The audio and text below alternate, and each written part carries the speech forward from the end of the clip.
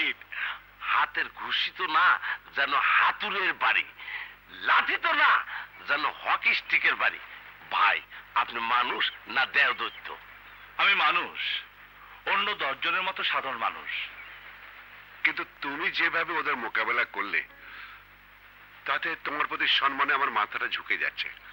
যার বিরুদ্ধে পুলিশ কিছু করতে সাহস পায় না, প্রশাসন যার সামনে নীরব, তাতে তুমি একা আক্রমণ করে হটিয়ে দিলে।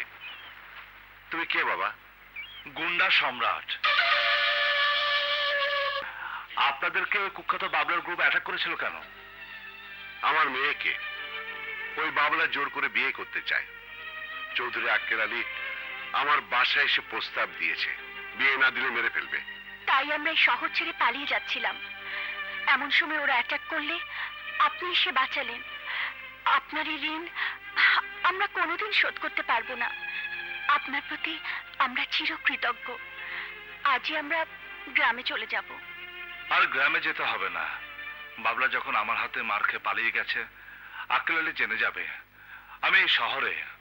ও সব ভুলে যাবে, শুধু ভাববে আমার কথা। আমরা কার ভরসায় এই শহরে থাকবো? কেন? আমার ভরসা, আমি থাকতে আপনাদের আর কোনো ক্ষতি ওরা করবে না। আপনি সবসময় আমাদের পাশে থাকবেন তো? শুধু আপনারা না, এই শহরে যে কোনো মানুষ যে কোনো বিপদে পড়লে এই গুন্ডা সম্রাট সেখানে হাজির হয়ে যাবে।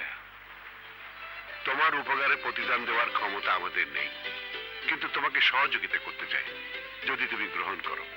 ধন্যবাদ। আপনাদের কোনো সহযোগিতা আমার লাগবে না। আমার প্রতিশোধ আমি একাই নিতে চাই। ড্যাড যা বলেছে একদম সত্যি কথা বলেছে। আমি আপনার মতো একজন সুপারম্যানকে পাশে পেলে নিজেকে ধন্য মনে করব। আমি কোনো মায়াজালে জড়াতে চাই না। আমি চাই আক্কেল আলীর মাথা।